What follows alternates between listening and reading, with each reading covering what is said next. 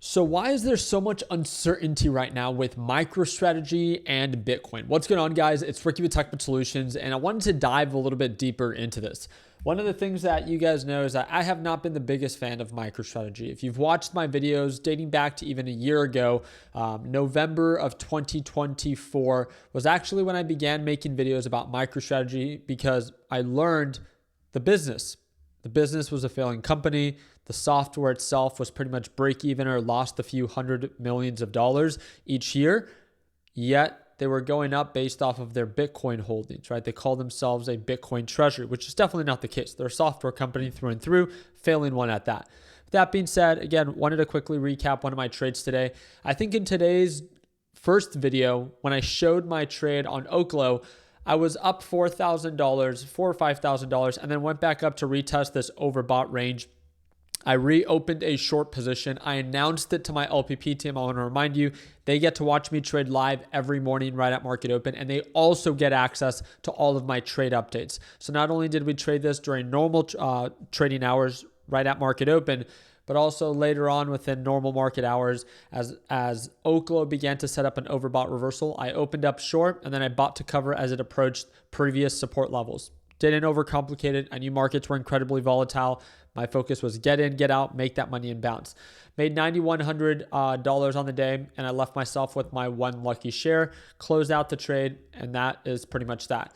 Then the focus really began to shift on NASDAQ. NASDAQ was showing really strong signs of an uptrend, and then all of a sudden, got rug pulled into the close and then a lot of consolidation. It didn't close terribly. At one point at market open, it was down about 1%. Now it's only down 0.34%, but it's looking incredibly weak. We'll learn a little bit more about how the markets actually react once Jerome Powell speaks today. If I'm not mistaken, he speaks in the next 1 hour Eastern Standard Time. I think it's 8 p.m. Arizona time, it's right around 6 p.m. So something to look out for within 1 hour to see how markets are trading. Depending on his tone, if it's hawkish or dovish, will determine if markets rally or if markets, due to uncertainty, begin to correct even more.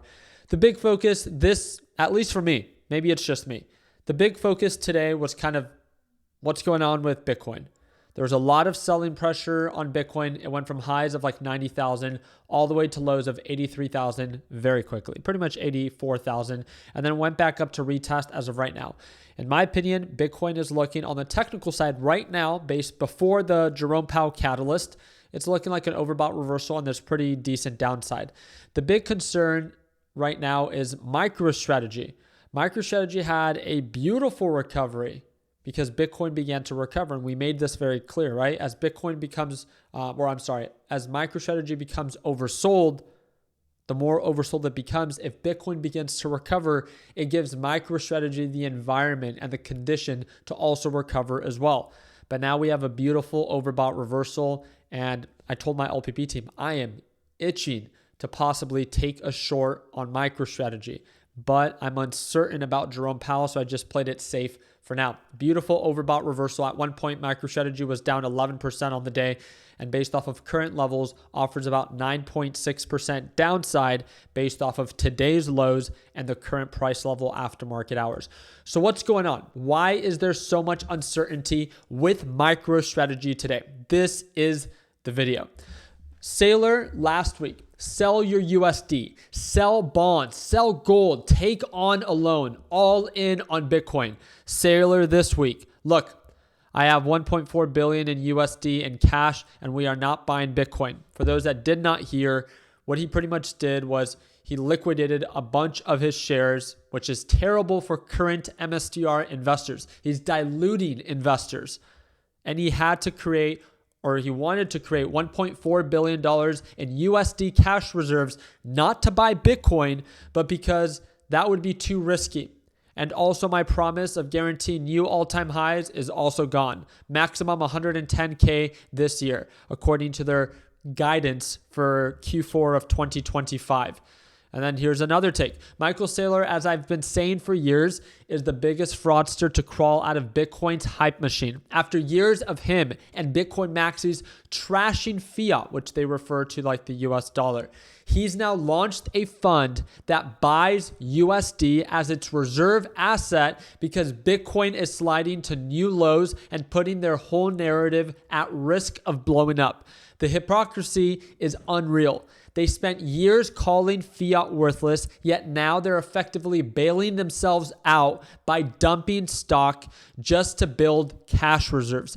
This is what is upsetting people. When you say one thing and do another.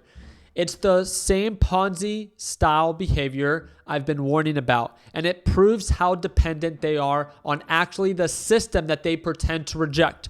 So again, for those that do not know, according to one of the most recent filings, they had to liquidate. Strategy sold 8.2 million shares of MSTR for nearly $1.5 billion, diluting existing shareholders, which is terrible for investors. That is why MSTR sold off so much today. So if you're asking the question, whose fault is this? It's Michael Saylor's. He's doing it because he needs to use those proceeds to fund the preferred dividends. And at the same time, while every other crypto bro on social media is telling you, no, he's using those funds to buy Bitcoin. No.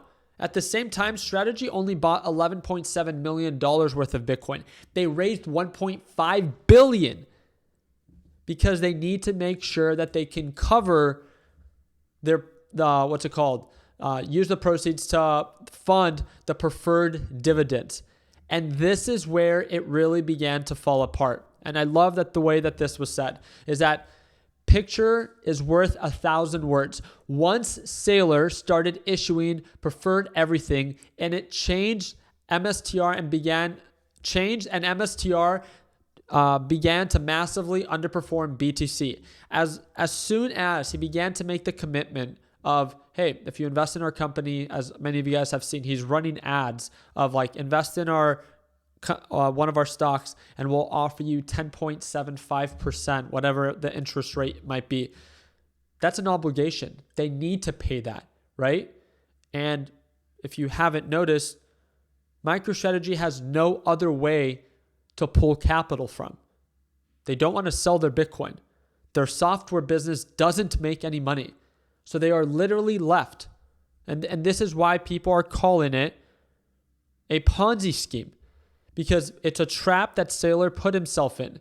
MSTR's balance sheet is entirely manageable, but his need for the hype to pump up BTC means that he has to choose between his BTC godlike status that he loves or a CEO who pays his company's obligations. He cannot do both. He is obligated to pay this dividend that he has promised his investors. And this is what they pretty much saddle themselves up for. Significant cash flow obligations for the preferred dividends when the company generates zero positive operating cash flow. Saylor bought BTC on borrowed money, and when he doesn't generate any cash to pay either dividends or the principal, that's the part worth mentioning. So again, while everyone else states that, oh, this is the ultimate money glitch, everything that Michael Saylor is doing, any publicly traded company can do. They can continue to dilute investors. They can borrow against those shares, and they can buy whatever speculative asset they see value in. But the reason they don't do it, and the reason MSTR began to really fall apart, was as soon as he began to offer and promise this preferred dividend payout. Because we all know that the price will only go up so much for Bitcoin before it crashes 50 to 80%. And this is what's happening right now is during a bull market. This is what I said in my last video. Imagine how bad it can get for MicroStrategy once we officially enter a bear market. Not saying that we will, but all I'm saying is, again, this is how it's trading during a bull market. How terrible will it get for bag holders once Bitcoin actually begins to crash? This is nothing, right? You've seen it all in the past before.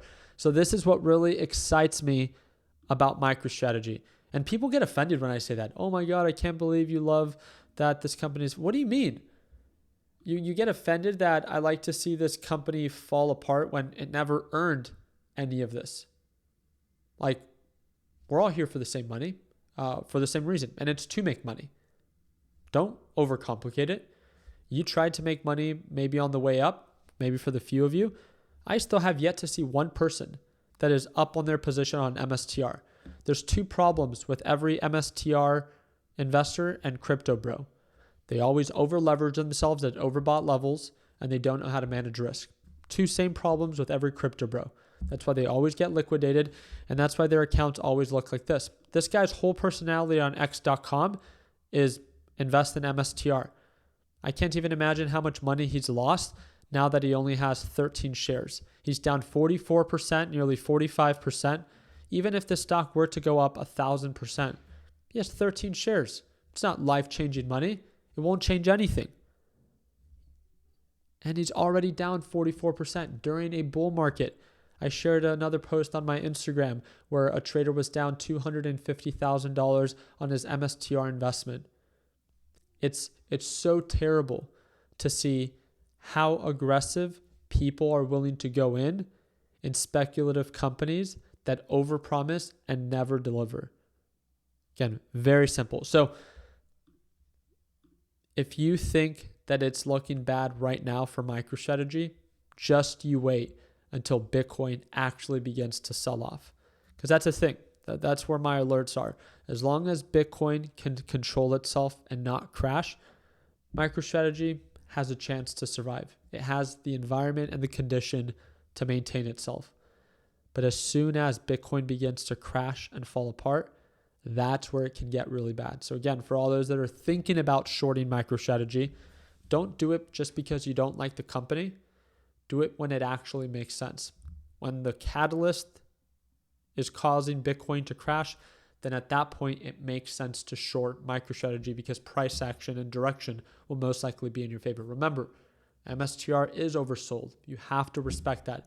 And if Bitcoin begins to recover, it will allow MSTR to recover as well. I say this because, again, I'm not like the crypto bros. I'm not trying to convince you to short it. I don't even want you to short it. But if you're going to do something, do it in a way that actually makes sense, not just because you blindly want to. You always have to take both sides into consideration. How much it could, sell off if price action supports it, but also knowing that markets are bullish and they still have the condition to be bullish. So if they do begin to recover, it gives then MicroStrategy the condition and the environment to also recover as well. We'll talk about this in a little bit more detail in tomorrow's live trading session, and I hope to see you there. Again, today is the last day.